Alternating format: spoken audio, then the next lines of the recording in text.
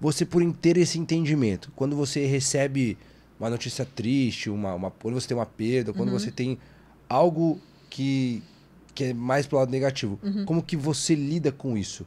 Como que por você ter esse entendimento sobre a felicidade, você lida com essas coisas, com essas adversidades que naturalmente chegam? A gente tem uma tendência a querer fugir da dor, né? É muito natural isso.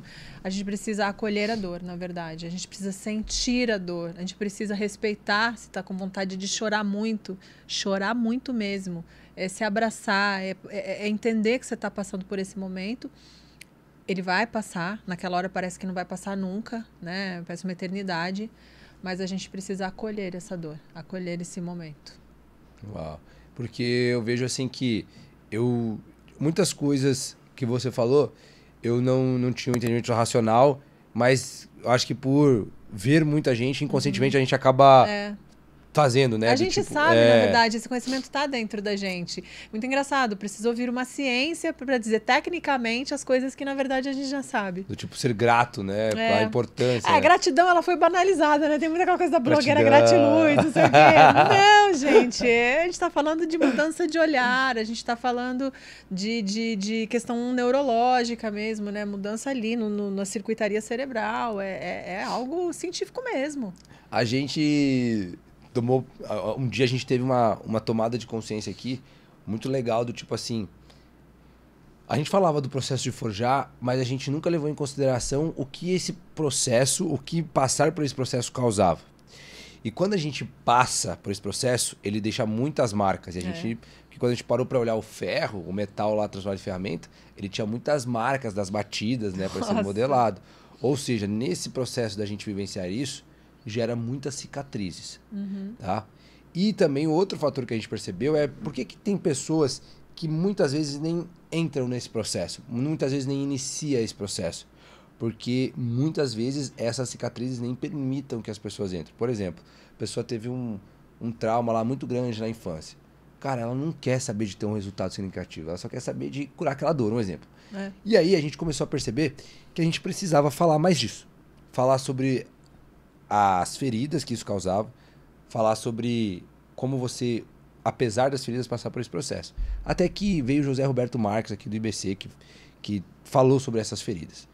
Como que a felicidade, eu não sei se a ciência da felicidade fala isso, mas como que a gente trabalha isso mesmo com essas cicatrizes, mesmo com esses traumas, mesmo com essas feridas que talvez não foram curadas ainda, enfim.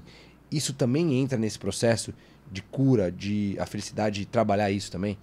A ciência da felicidade, na verdade, ela traz um entendimento do que é felicidade, né? Pra gente perceber que não é alegria, não é só a coisa do prazer, da euforia, e sim tudo o que envolve a vida.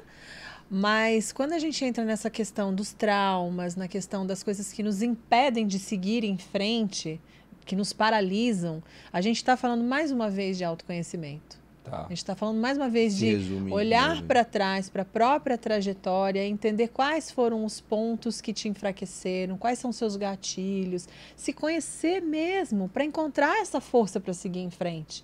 Porque tudo está dentro da gente, né? A gente não precisa depender do externo, a gente nem pode depender do externo, a gente tem que buscar essa força e se curar mesmo. E a cura, ela é dolorosa, né? Quer dizer, se pensar em encarar já é difícil, imagine se curar. Se curar é muito doloroso, só que é libertador. Libertador. Quando você consegue vencer essa barreira, caramba, a sensação de conquista, a sensação de felicidade, a sensação de que você está indo ao encontro daquilo que você mais busca na sua vida, não tem preço. E quando que você virou a chave? Quando que você teve a percepção que você era feliz? Teve algum motivo específico? Quando eu comecei a entender a felicidade, por isso que eu falo que para ser feliz a gente precisa... Putz, eu era feliz e nem sabia. É aquela frase comum. Eu era feliz e nem sabia. Eu sou feliz o tempo todo. Quer dizer, quando eu comecei a entender, eu comecei a estudar sobre felicidade, eu falei, gente, a vida inteira eu achava que, nossa, a felicidade estava lá na frente. A gente tem esse costume de achar que a felicidade está num pote de ouro no fim do arco-íris, mas não é, cara. A felicidade acontece agora, no único tempo que existe. E a hora que eu comecei a entender isso, eu parei de me comparar tanto, né? Eu me comparava muito, ficava me comparando com as pessoas que estavam mais à frente, falava, eu só ficava olhando o que estava faltando para chegar lá, enquanto isso minha vida, é super abundante, sabe? Então eu parei com essas comparações, eu comecei a olhar mais para as coisas que eu tenho, comecei a me sentir mais capaz, mais confiante. E tudo por conta de conhecimento. Conhecimento é libertador. E olha como uma coisa puxa a outra, né? O autoconhecimento te traz esse entendimento da felicidade, que te traz essa percepção de gratidão das coisas que estão acontecendo na sua vida, que te traz mais autoconfiança. Exato. Ou seja, acaba se virando uma bola de neve. Então, você vê autoconhecimento, que é você olhar para sua própria história e saber das suas feridas e como lidar com isso. E conhecimento, que é o conhecimento científico mesmo. Estudar, ler livro, ouvir podcast, tentar entender o que é isso, porque o conhecimento ele é luz mesmo, ele coloca a luz em cima de coisas que estão obscuras, que você não entende muito bem, ou que entende por conceitos muito populares, né? Como o fato de achar que felicidade é alegria e não é. Então, a partir desse momento, virou a chave para mim. Falei, cara, felicidade é a vida, do jeito que ela é. Ô, Denise, eu tô muito surpreso, assim, porque não sabia o que a gente ia falar aqui hoje, né? Acho que combinou muito legal, assim, combinou muito com o processo que a gente acredita que as pessoas precisam passar. E acho que mais pessoas, assim como você, precisam levar isso pra frente. Porque é contagiante, assim, a gente percebe... Ai, fico feliz! Como é um negócio que você pode sentir nas pessoas também. Né? Apesar da gente viver num ambiente majoritariamente positivo, tem aquela discrepância quando você encontra alguém que vive isso na prática, né? Que tem isso consciente, presente o tempo inteiro. Então dá pra perceber a sua energia muito boa. De longe, assim, quando você chegou, já vi que você era super alto astral. Então, adorei te conhecer. Eu também. Tá? Obrigado por você compartilhar isso, suas experiências aqui com a gente. Por compartilhar, por contribuir com esse propósito. E a gente costuma dizer que quando as pessoas chegam aqui, elas não saem mais do nosso ecossistema. Porque a nossa ideia, inconscientemente, era fazer essa corrente do bem, de trazer pessoas que queiram contribuir com isso.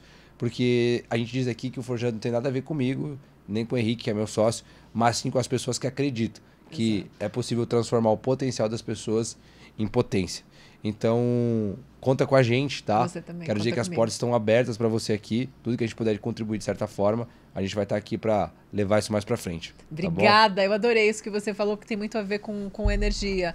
E isso também é científico, né? Aquilo que você acredita, aquilo que você vibra, atrai os semelhantes. Uau. Então, tamo junto. E como que as pessoas te acham nas redes sociais?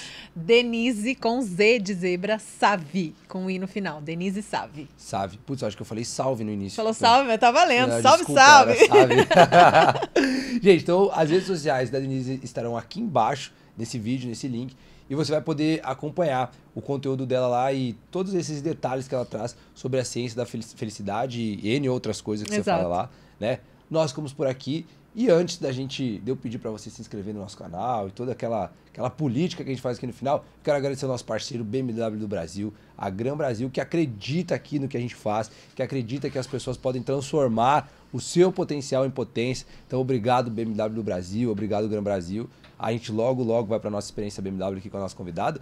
E eu quero dizer para você, quero pedir para Denise. Denise, pede para as pessoas se inscreverem aqui no nosso canal. Opa! Você que é a nossa convidada de hoje, porque eu já pedi, já cansei de pedir para as pessoas se inscreverem, curtir, ativar o sininho. Faz esse favor, galera, vamos lá. É muito fácil, né? Se inscreve no canal pra gente adquirir mais conhecimento juntos, pra ter essa troca gostosa. E aí a gente fica muito feliz em ter você na nossa comunidade. Já faço parte aqui, eu já me incluí. É isso aí.